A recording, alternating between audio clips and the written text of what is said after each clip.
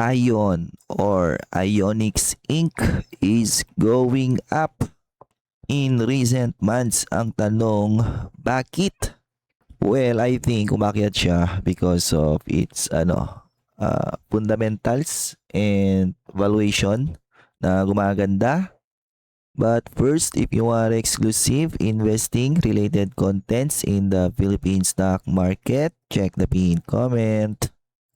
So ayon, nire-request na to on my Patreon, no?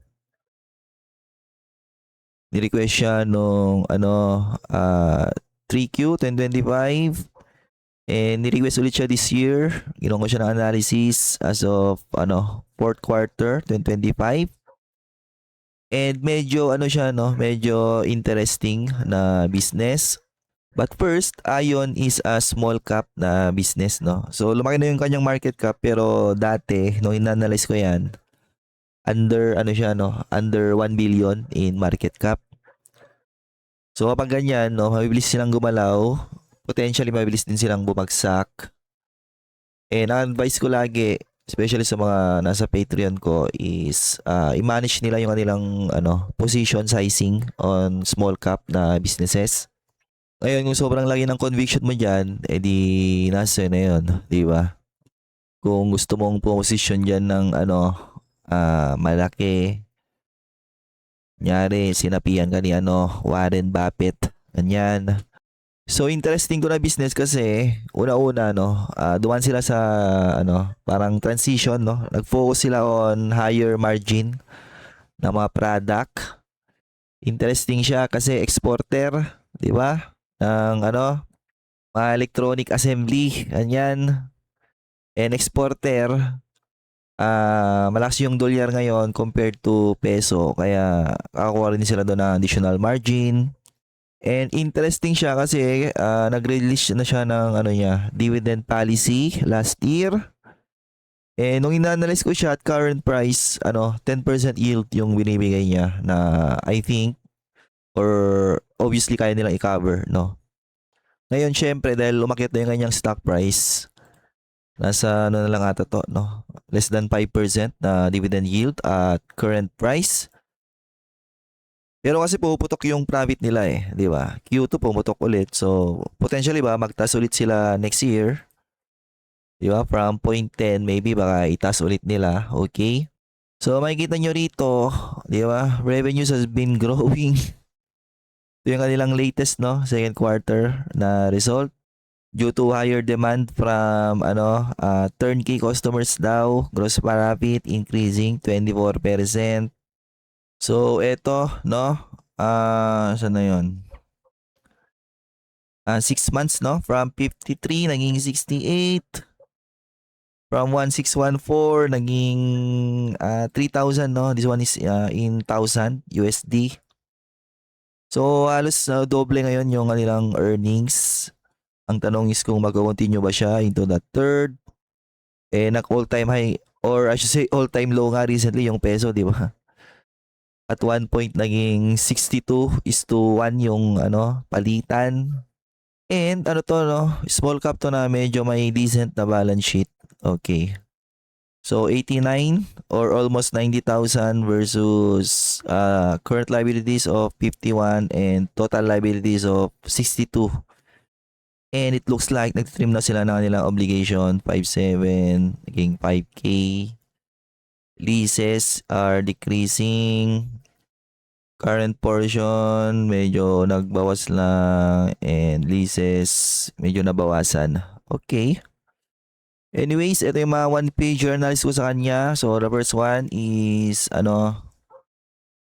ending 2022. So siya 560 million in market cap na business, no? Very cheap. Kung ma-maintain niya yung around 200 plus million na earnings every year. So valuation ko sa kanya noon is or bargain price 1.23 pesos. So ending of December 2022 dito siya noon. Bargain price ko sa kanya is 1.23. So 1.23 na eventually pinuntahan niya, actually umagpas pa siya doon, no? Another valuation ending December of 2024. So ito yung medyo pa-decline siya nun, no? De-decline yung kanyang performance. Bargain price ko sa kanya 1.63 pesos. So December of 2024, nag-correct siya kasi siguro inisip ng investor baka tuloy-tuloy yung kanyang decline. Nag-trade siya 0.8. Bargain price ko is 1.63 na again eventually pinuntahan niya this year. So ba't niya pinuntahan this year? Kasi ending ng 2025 nag-start na siyang magkaroon ng recovery, okay? Bargain price ko sa kanya is 1.83. So this one is ending December of 2025 and I think namimigay na siya rito ng around 10% na dividend yield. So ending of December 2025 pupunta siya sa 1.83, di ba? Na eventually nilagpasan na rin niya. Okay. Ayan, ito yung kanyang daily chart na 1.83. So, nilagpasan niya convincingly. And then, first quarter of 2026. So, talagang may momentum siya, no? Still, recovery is in play. So, bagong bargain price is 1.96 pesos. So, 1.96 na eventually pinuntahan niya, di ba? Diyan siya medyo tumambay. Fast forward today, nilagpasan na naman niya. Bakit? Kasi nag-report to ng Q2 and it seems nag-accelerate pa nga yung kanyang growth, no? Both the top line and bottom line. So, first half niya is almost double, no? So, technically, nagre-record breaking na to on a trailing 12-month basis. So, kung i-update ko itong aking one-pager, malamang na to, all-time high na to or record-breaking growth. So, ibig sabihin, mag-improve na naman yung ko rito, no? Bargain price ko sa business na yan. Ngayon, ending ng ayan, Q1, what if mag-grow siya kahit lang, 7%, no? Mid-single digit na growth year over year for the next 5 years. So, undervalued 2.53. So, 2.53 still undervalued based on my valuation model. So 2.53, that's additional around 20% na upside. Ngayon, what if continues yung kanyang hyper growth, no? Mag-grow siya kahit close to 20% year over year for the next 5 years.